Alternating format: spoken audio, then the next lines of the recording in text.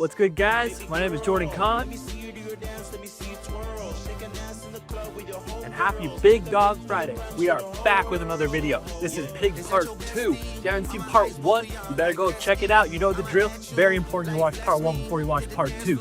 We did great today in lab. We had an amazing dissection. My team did awesome. You know, we got Laura Zimmerman, NJ Jiang, and Emily McLeod. They killed it. I don't want to give too much away, so we're gonna get right into it. Let's go.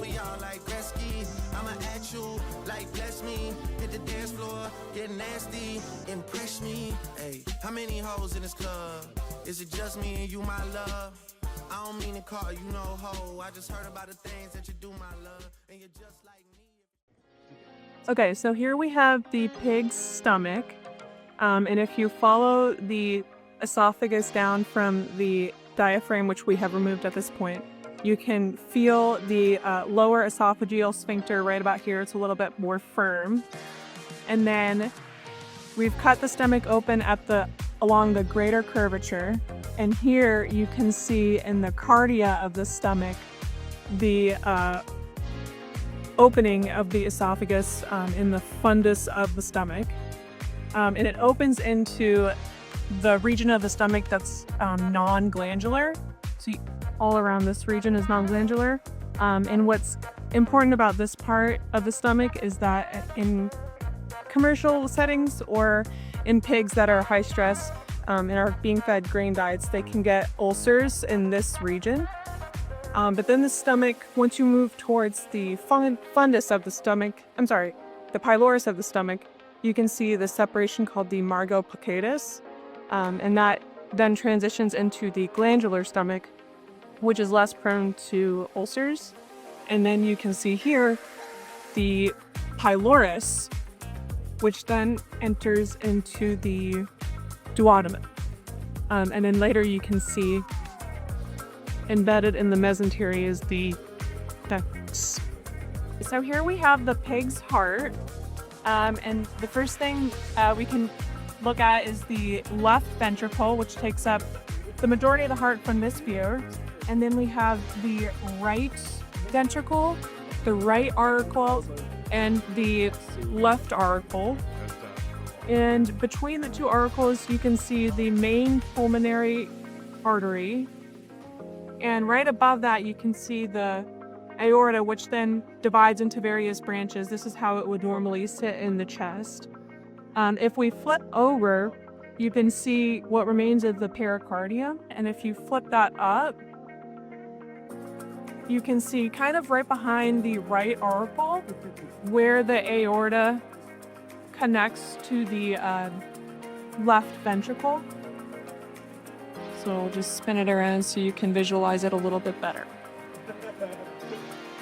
Okay, so we cut into the heart, and the best way to do that is to first cut through the right auricle, kind of make it like a transverse cut.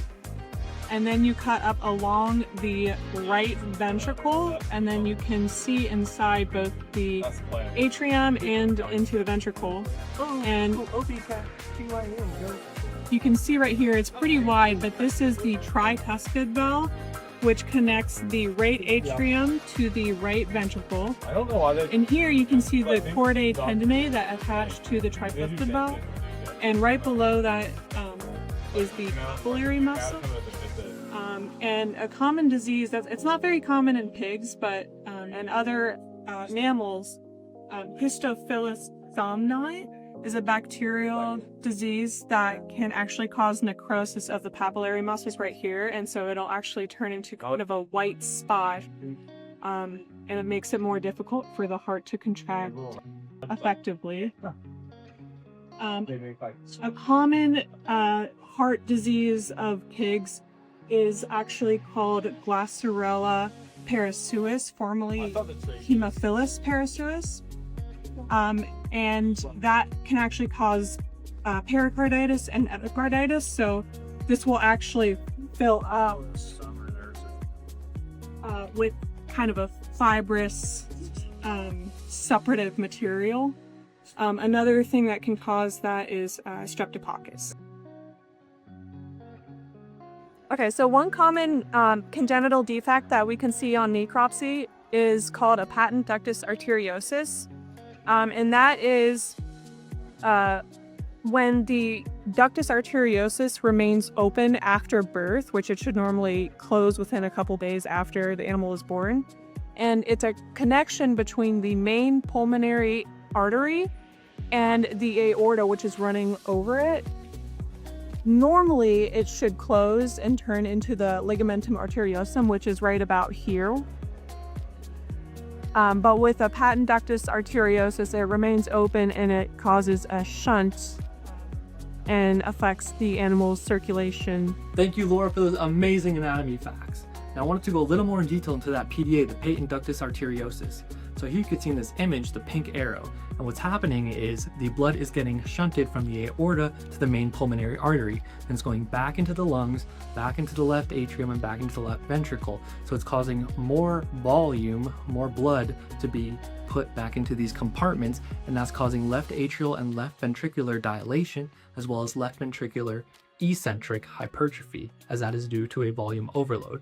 Now, Dr. Hill-Timish makes the argument that the right ventricle is undergoing concentric hypertrophy as it is pumping against a higher pressure. It has a pressure overload. But when we brought this up to Dr. Clay Hallman, he was a little skeptical about it. He's never really heard of this change in the heart before due to this lesion. So, as you can see here in this radiograph, we have a tall heart, tall cardiac silhouette, and that indicates left ventricular hypertrophy, as well as a little backpack on the cardiac silhouette at 12 to 2 o'clock, and that indicates left atrial hypertrophy, but we do not see right ventricular hypertrophy.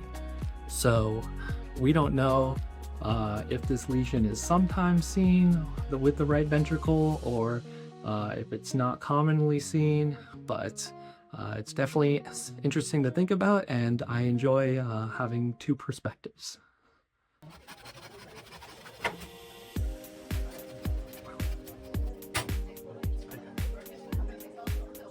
This is the external occipital crest. Some people call it the nuchal crest because the ligamentum nuchae, or the nuchal ligament in other animals, attaches to this crest. Pigs don't have a nuchal ligament. They weren't built for running. So the running animals, like a horse, has a giant nuchal ligament, but pigs weren't meant to run long distances. So they don't have a nuchal ligament. Instead, their brachiocephalic muscle and then their trapezius muscle is very large and compensatory and attaches to this nuchal crest. Pigs have a cartilaginous disc in their snout that allows them to use their nose to root up ground. Okay, pigs have 2, sometimes 3 sets of teeth. Their deciduous or baby teeth are 28 in number, and their adult teeth are permanent, are 44 in number. Adult porcine teeth are serrated so that they can actually destroy and cut through bone, since pigs are omnivores. Fun facts about their canines are that the tusks or canines of pigs, especially boars, grow. The bottom tusks grow against the top tusks in order to sharpen the bottom tusks for fighting. Sow tusks stop growing about 3 or 4 years of life, but boar tusks grow continually, so they always have a weapon for digging and fighting. All right, let's talk about taste buds. In the distal third of the tongue, our pigs have primarily fungiform papillae. On the lateral aspect and in the proximal third of the tongue, they have sphobate papillae. Those are those little mushroom-looking taste buds, and even up onto the lateral aspect here. And then in the back of the tongue and all the way into the epiglottis, pigs have valate papillae. One of the few animals that has valate papillae in the epiglottis. Okay, we'll consider this pig as a dog and perform a squirrel post-castration. Let's do it first. We pull this out. This is close castration. And then you be careful. Cut the ears. So make sure not to cut the Parietal vaginal T-ratic. If we cut that, it becomes the pre-castration. And always salvage. Cool. by clamping the popular ligaments of the epididymis. If this was light, it'd be easy to pull out. Yep, you're doing great though. Almost exteriorized. We will do some. Oh, Undermine. later. You don't want to cut this later. Oh yeah. Oh, that was tough. So you can. One more openings. There it is. Wow. Shoot, pop out. It's coming. Then, if this was light, you'll fold it all the way to cookies. Yep, that's true. Really sorry about that one. Sterile field race through. Sterile field. Green drape in. Emergency Stop situation. surgery. Just going to keep going. So your thing right now is a failed castration. Mm-hmm. Okay, so this layer is very solid bind. Into some. We're undermining. Did you? Here, you have exposed to snowden. Wow. And this will be way easier on a. In one patient, it would be hard to pull out, but yeah. Epididymis. So you will pull this out all the way. There we go. Wow. The edge, when you pull it out far enough, it should be the length of crick. Goose. Then These are all. you will. Help you. You don't want to pull too much. So what the surgeons like to do is they usually lay it. Yep. And then usually it's 2 or 3. 3. 3 clamp, but yeah. So for beginners, we're experts, so we're a 1 clamp technique. And there's a Without him, pinnacle plexus. Yep. and you go around. It's a very emergency situation. Circumferential. Circumferential ligature. We're very tight. Go underneath the clamp Yep. as we pull it out. We're gonna have the flash edge. Yep. Put it into the crush. Do my surgeons do it first? Yes. Okay, and as Emily removes it, There we go. I will The shows it. Okay. clear the crud. Yeah. Nice. Extra tight. The time is just you that are doing work. Yes, And so you want to be as tight as you would. Or, and then normally we would remove this one, and there would be another clamp. Yeah. Then we would So yeah, you can just leave the clamp on and then cut it proximal to the clamp, distal to your ligature. Yeah, just right along the. normally there should be another. Yeah. No, on the other side. Oh. Yeah, but that would start bleeding like a lot, but we did a great job. So here we have the corkscrew penis of the pig. Look at that corkscrew. Yeah, so they make these insemination straws that are in the shape of the corkscrew, and is actually a very controversial topic for about 5 people. And one of those people is Dr. Curtis. He thinks this is a hoax, that you do not need to make the straw in the shape of the corkscrew because the insemination rates are the same. It's just a marketing scheme.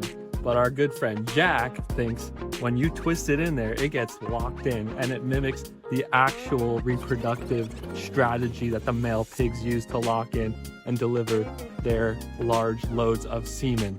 So, what do you guys think? Do you think the insemination straw needs to look like the actual corkscrew penis, or do you think it could be straight? So while we're on the topic of Dr. Curtis, I wanted to bring up a funny story of his. It's a little quirky too. So Henry, Will, Jack, and I were just hanging out first year, you know, we just took an exam, just being great vet students, we were studying away. Dr. Curtis comes and finds us and he's like, guys, I brought my favorite snack in today and you guys need to try it. Come with me. So we follow him. We're like, oh, we're going to the Student Success Center for the first years? What are you doing in there? And then we see what he cooked in there in the toaster oven. A pig heart and kidneys, just right there on the table. He's like, you guys need to try this. And we're like, are you sure?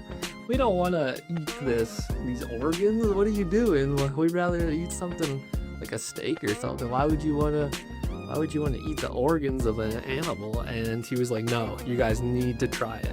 So Will puts the kidney in his mouth, starts gagging straight to the trash can. He couldn't even hold it down at all. Henry and I we ate it. You know, it was tough.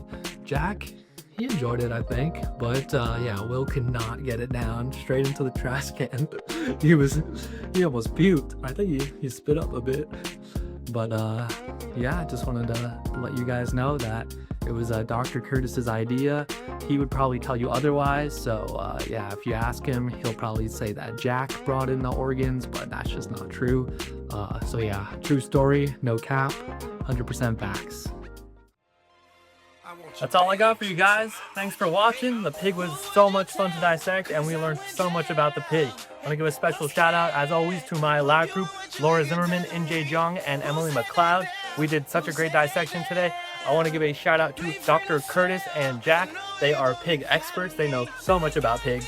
And lastly, I want to give a shout out to Dr. Mulready, the goat of anatomy. He got us this pig and he made this possible. Thank you guys so much, and we will see you on the next Big Dog Friday. Peace out.